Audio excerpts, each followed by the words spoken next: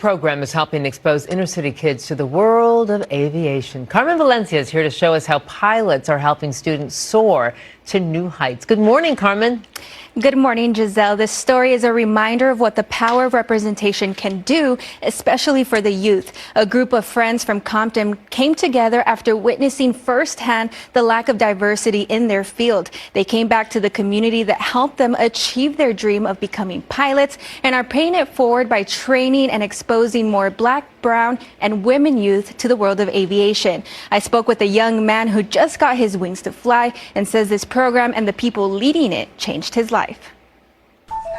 A new generation of trailblazers soaring to new heights, including Maceo Flores, who just got his wings in February. Learning how to fly is my favorite part of the entire process because, you know, it never gets better. Like, you're going to have some times where you mess up on a landing or you probably don't make up the right radio calls when you're doing it, but just always learning. The South Central 19-year-old native fell in love with the world of aviation 2 years ago. As a first-generation Latino and the first in his family to go to college, aviation was a way for him to break down barriers within his family and show his community that anything is achievable. I want to train more people under my wing, like including like my nephews or my family, just to produce more pilots because at the moment I'm the only pilot in my family.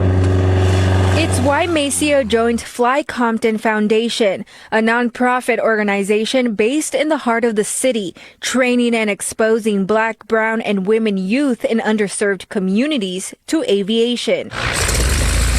According to an aviation report, less than 10% of U.S. pilots are people of color and women. See if they're good. For Maceo, getting his license to fly in the skies is a badge of honor. We're not only producing pilots, we're producing Black and brown pilots, which is great. You know, get that percentage up for the whole pilot culture-wise.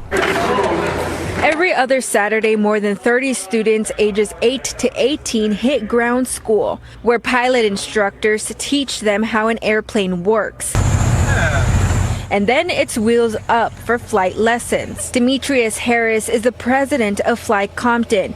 He and 7 other pilots wanted to help diversify their field after seeing the lack of representation firsthand. I boarded a commercial flight and saw 2 African-American men in the cockpit.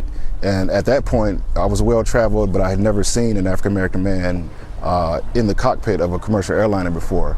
So that visual really motivated me. Ronell Norman is one of the instructors with the foundation and is a commercial pilot with Alaska Airlines. Being a proud product of Compton, Ronell's mission is to help kids achieve the same dream he had. If you don't see it, you don't necessarily know that you can attain it.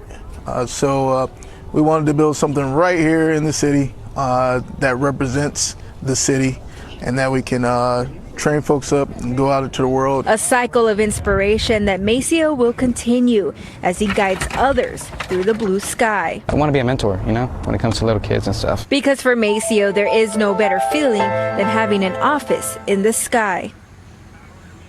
The president of Fly Compton wants the work model they're using to be adopted across the state and the U.S. in hopes of reaching thousands of more kids. If you are interested in learning more or applying, you can visit flycompton.com.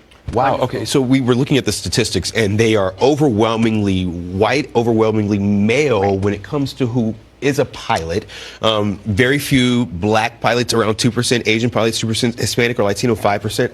I would imagine one of the huge barriers is the cost to get into this field. Is there any help for that? Yeah, there's a lot of help. It's really expensive to become a commercial pilot. It can cost anywhere from $80,000 to $100,000. So to help alleviate, they do partner with major airlines such as United, Delta, or JetBlue to provide these kids with grants or donations to help cover their flight education. Wow. Yeah, we all want to see a lot more Amelia Earhart's. Harriet Quimby's up in the skies there. It's a pipeline. They're creating a pipeline. It's an incredible pipeline. All of us should have access to the unlimited And skies. a great reason to clap when the airplane lands. I know it's always a big debate.